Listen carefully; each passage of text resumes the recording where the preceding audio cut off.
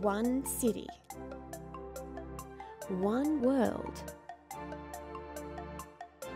One web. One future. One program, TeXT TV.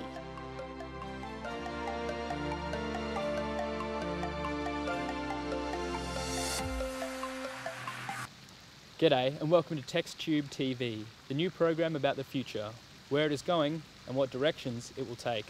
We are your hosts, Will and Nat. On the agenda tonight, ladies and gentlemen, we have three very different segments, all of which will tell you something different about the future. That's right. Our first segment of this evening is called The Futurist Next Door.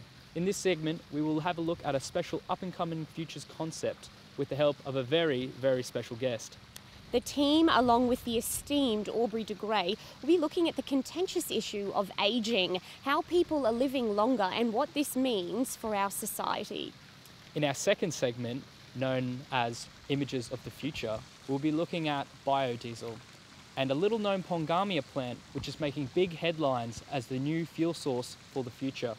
Our third and final segment this evening will be the iFuturist segment. This part of our show allows you, the viewers at home, to have a say on our theme of the week. One lucky winner will be invited to join our panel discussion at the end of the night. I'm glad you mentioned the theme of the week, Nat. We almost forgot to tell everybody all about it. Of course, Will. Each week we will have a theme which ties all of our different segments together. Considering TeXT TV is a Brisbane-based company, we decided to go local for our inaugural theme. We call it 20 after G20. What will our city look like 20 years after this year's G20 summit? And now you know all about our theme and TeXT TV, let's get on with the show. Introducing the futurist next door. We all know ageing is an inevitable part of our lives. Natural, progressive, and, more often than not, an unpleasant experience. Our bodies deteriorating, skin wrinkling, loss of vitality, independence, and mental clarity. The sense of becoming a burden. But what if we could change this? What if the future holds radical new understandings of the idea of ageing? Is it time to rethink old ideas? Here in Brisbane, leaders from 20 major global economies will be converging for the G20 summit. There's no doubt that this city is rapidly emerging as a forward-thinking hub of global ideas. But what will the future look like for an ageing population 20 years after the G20? What will your future of ageing look like? Brad Partridge is a researcher at the Centre for Clinical Research at Brisbane's own leading university, the University of Queensland. The discussion about life extension really does straddle this line between, science and science fiction, and certainly fantasy as well. Some of these goals just seem completely, out of the realm of possibility. For most people, if you say, would you like to live to 150, they'll tell you, well, if it's going to be good quality of life, then, probably would. And that's the thing. People have this idea that if we extend life, we're just going to be extending the last part of life where we're old and frail and we can't do the things that we used to be able to do. So, where will we be in 20 years after the G20? Brad believes life extension could be something you and I could potentially face soon enough. At the moment, a lot of these technologies are still very much in their infancy. But there are a lot of scientists, particularly in the US, I've got to say, who are very much serious about this. And they're hoping that a genuine anti-aging pill is something that's just around the corner. Aubrey de Grey has suggested that the first person to live to 1,000 might already be alive. Leading researcher and editor-in-chief at the SENS Research Foundation, Dr. Aubrey de Grey targets the ageing process at the very core by focusing on rejuvenation research, future thinking at a molecular level.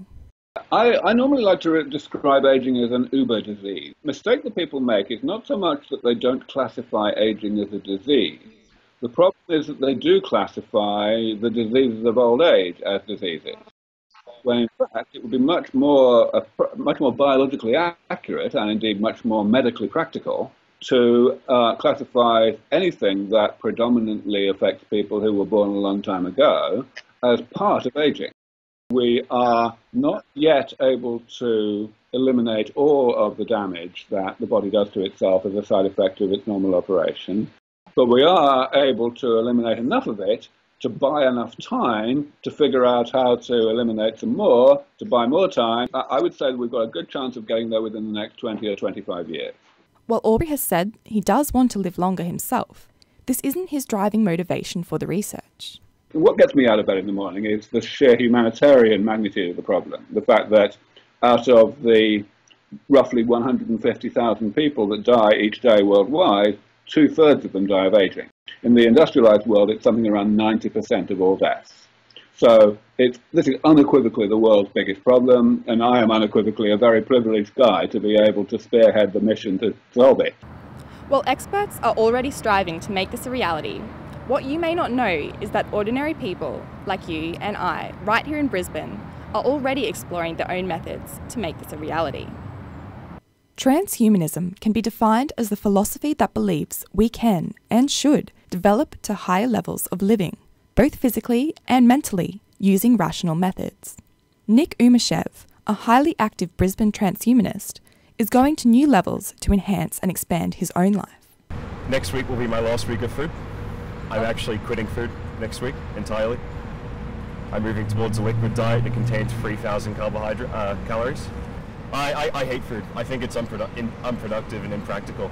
In fact, very much in line with transhumanism, you look at the amount of time you waste cooking, cleaning, preparing food. Imagine saving that 2 hours a day you spent eating and being able to put it towards actual productivity. And I do see this as the future of people, the future diet. Could you see yourself giving up food? I certainly couldn't. But there's a whole world of ideas out there, and you never know what the next 20 years of research might uncover. Wow, Will, to be honest, I hadn't heard of most of those terms before, let alone how they can affect us or even how close they are to us here in Brisbane. You're right, Nat. I had not either. But it seemed like a very interesting and controversial topic. Let us know what you think. Would you like to live to be 100? 150?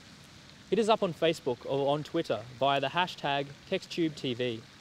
Next up is our Images of the Future segment. This part of the show will explore a new kind of biodiesel which can be fueled entirely by pongamia seeds. The team have been working very hard to put together a future for you to enjoy. And this is one where pongamia can not only fuel your car, but also have some surprising benefits in other aspects of your life. But whether or not this idea can become a reality, well, we'll leave that up to you. Hi Mitch. Oh, don't forget the byproduct of pongamia diesel. Pongamia? What's that?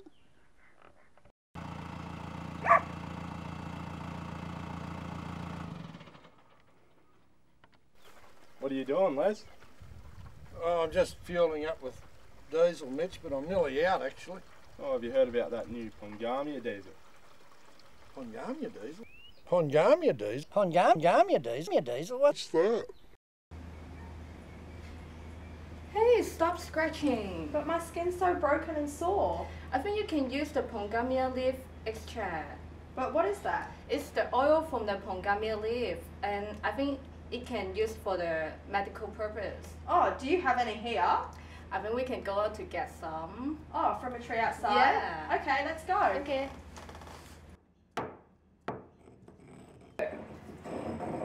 It's okay. Oh, Just try. thanks. Yeah. Oh, it's really soothing. Can I get this in shops? Just you know everywhere is pongamia. Oh, so cool. I might go get myself some now. Thanks so much. Oh, by the way, does the pongamia oil work for your arm? Oh, yeah, it's really cleared up, thanks. That's great. It's a super tree like no other. Pongamia can withstand serious drought conditions, with its deep roots reaching up to 10 metres underground. It's expected that these trees will power buildings and homes in the very near future, 20 years into the future to be exact. And Paul Scott from the University of Queensland is encouraging future-thinking farmers to jump on board with pongamia. Where I do see where it can have greater impact is in a small rural or regional setting where either individual farmers or cooperatives of farmers might grow plantations of Pongamia and produce enough oil and diesel and fuel for their own needs. There's more to this humble tree than its deep roots and positive environmental impacts. The byproduct of Pongamia can be used to sustain drought-stricken stock. The seed meal, which is left over once you extract the oil from the seed, that's got quite a good protein level, and you can pop it into commercial cattle feed. So a farmer could be using Pongamia, getting biodiesel out of it, and then also having a bit left over to feed their sheep or to feed their cows with. And I'm here at the UQ Gatton plantation, where over 250 Pongamia trees are planted. And in just 20 years' time, you can expect a small seed like this one to be fueling your car. It's not just the little pod that can be used. The leaves can be ground down into an extract that can be used on wounds, rashes and other skin abrasions. Leaf extracts, if you wanted to put the effort into grinding them down and everything, that oil you can get from the leaf has had some traditional uses in India for diabetes and a lot of rashes and a lot of skin conditions, which potentially could be useful. From all reports, Pongamia is a sustainable plant with many benefits. It's likely that 20 years after Brisbane's G20, life will be very different to how we see it now. Some very good arguments for Pongamia there, Nat. Absolutely, Will. Can you imagine in 20 years' time, we could all be filling up our cars at tree stations instead of petrol stations? Tree stations, a very interesting concept. Let us know what you think.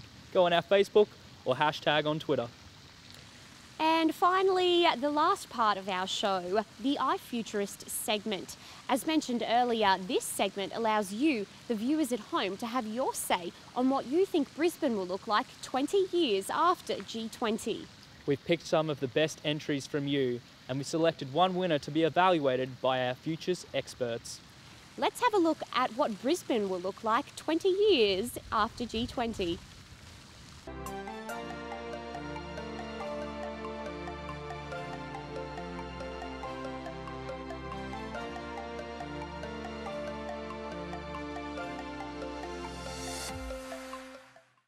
Blipper allows users to follow journalists throughout the entire summit. Journalists report in real time during their conferences, using the app's multiple functions.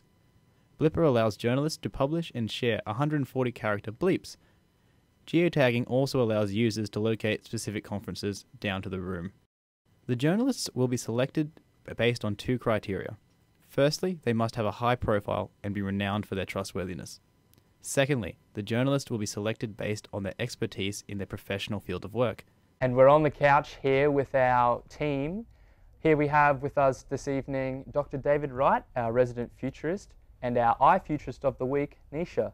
So Nisha, we'll start with you. Nisha and her group came up with an idea regarding the future of journalism. It's an app called Blipper. Nisha, can you tell us a little bit about Blipper? Yeah, so my group and I, we came up with this idea for an app. It's called Blipper.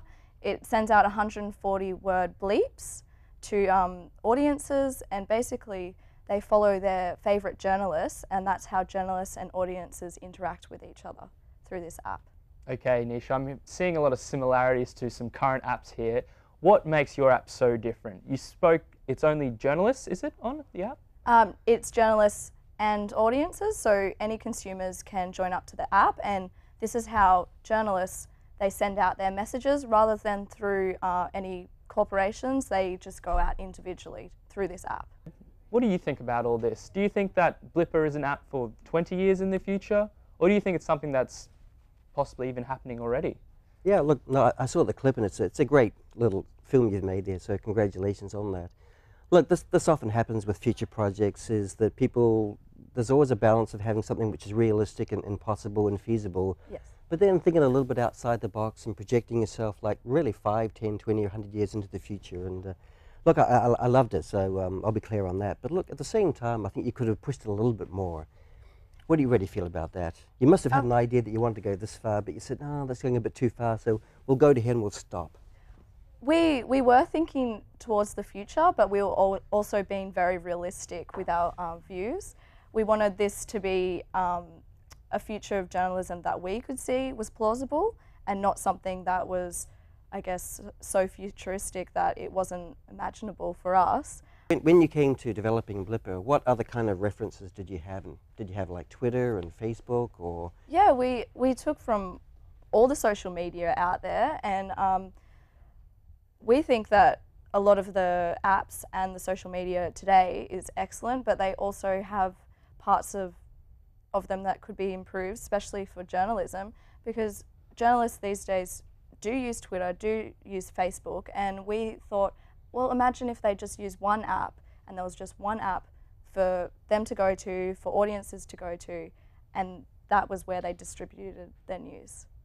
So, Nisha, in terms of consumption versus people who are actually putting the news out there, how are we going to be able to differentiate between who's a journalist and who is just a mere consumer on this app?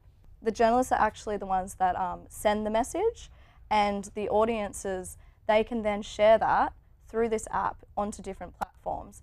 They can interact with it by commenting, but it's actually journalists who are sending the message through it. Audience can't also send, put their articles out there or anything like that. It's not like Facebook, but they can comment and they can share. Some people think that in the future that all people will be journalists to some extent, and that's kind of happening already now. Well, with our idea, we believe, okay, today there are a lot of citizen journalists, and this is where it's getting really blurred and confused, and people are saying, oh, journalism won't exist in 20 years because there's citizen journalists and there's people with their phones, and there's people blogging.